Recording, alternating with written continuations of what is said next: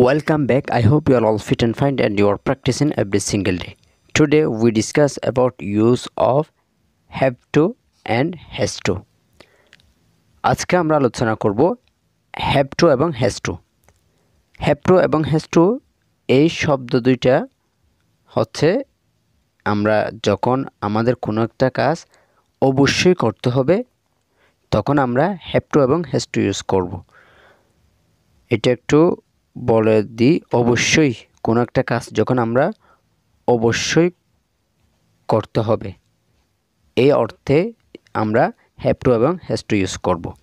আজকের এপিসোড 5 আমাদের পূর্ববর্তী হ্যাভ, হ্যাজ এবং এটা হচ্ছে হ্যাভ টু।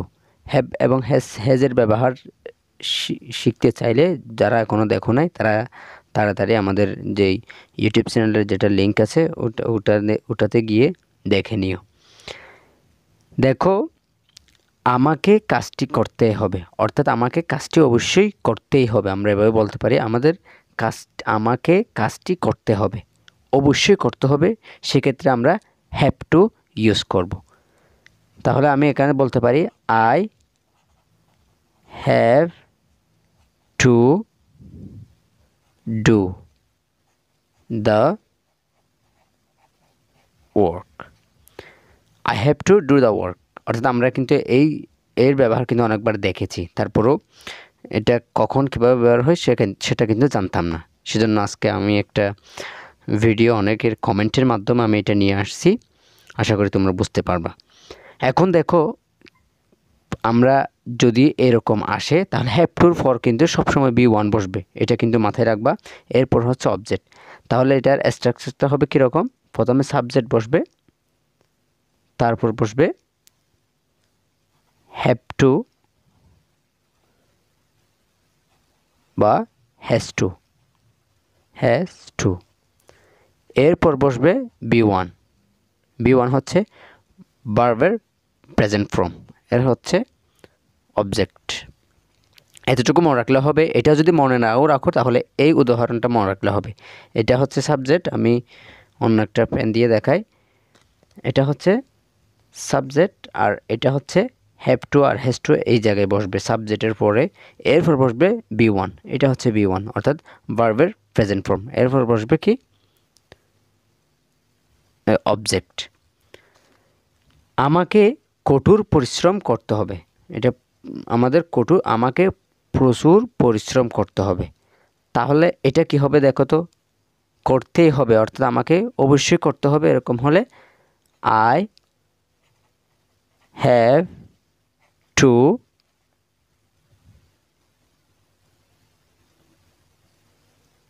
আমাকে প্রচুর পরিশ্রম করতে হবে। এটা কি হবে? I have to do work hardly,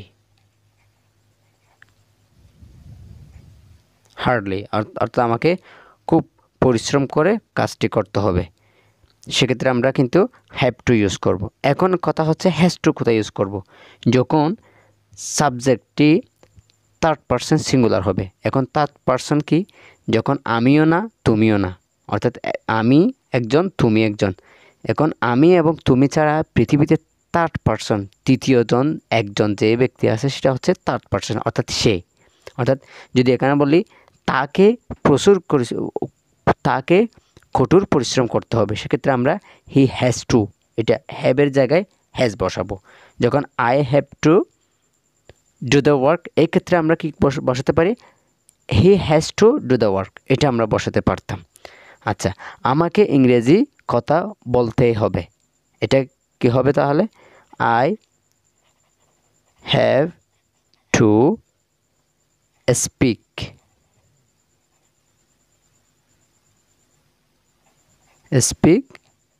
in English, অর্থাৎ আমাকে ইংরেজিতে কথা বলতেই হবে। এই ক্ষেত্রে আমরা হ্যাভ এবং হ্যাজ টু ইউজ করব। আশা করি তোমরা বুঝতে পারছো। এরপর আমি এই সেন্টেন্সগুলো করব, দেখো তোমরা আমরা কিভাবে করি। আমাকে বাড়িতে যেতে হবে, তাহলে কি হবে?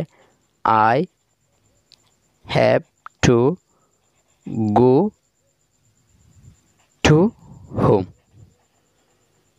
আবার এটা কিন্তু আবার এটার মতো বলবে না, এটা হচ্ছে হ্যাভ টু, এটা পুরোটাই একটা। এরপর গো টু হচ্ছে এটা এখানে প্রিপোজিশন হিসেবে ইউজ হয়েছে, এটা কিন্তু মনে রাখতে হবে। এটা কিন্তু আবার স্ট্রাকচার কোনো বিষয় না। তাহলে আমাকে বাড়িতে যেতে হবে, এটা I have to go to home. আমাকে অর্থ উপার্জন করতে হবে, অর্থাৎ আমাকে ইনকাম করতে হবে। এটা হলো কি হবে, I have to earn money, অর্থাৎ আমাকে টাকা অর্থ উপার্জন করতে হবে। তাহলে তার অর্থ উপার্জন করতে হবে, সেক্ষেত্রে আমরা কি বলবো, হি হ্যাজ টু, হ্যাভ টুর জায়গায় বসবে হি হ্যাজ টু আর্ন মানি। এরপর আমাকে তার জন্য ওয়েট করতে হবে, এটা কিন্তু তোমরা পারবে, এটা বলো। তাহলে দেখো, I have to wait for him, অর্থাৎ আমাকে তার জন্য ওয়েট করতে হবে।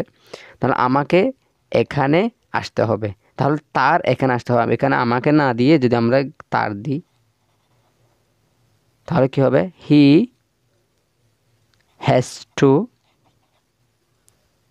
কাম হেয়ার, তার এখানে আসতে হবে।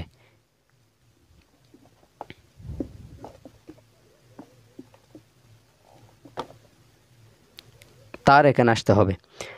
তোমাকে ওখানে যেতে হবে, অর্থাৎ এখানে বলছে কি তার এখানে আসতে হবে, আর ওখানে বলতেছে কি তার তোমাকে ওখানে যেতে হবে। সেক্ষেত্রে আমরা সেম ইউ হ্যাভ টু, এখানেও কিন্তু হ্যাভ বসবে, শুধু থার্ড পারসন সিঙ্গুলার ক্ষেত্রে হ্যাজ বসবে, এটা মনে রাখবা।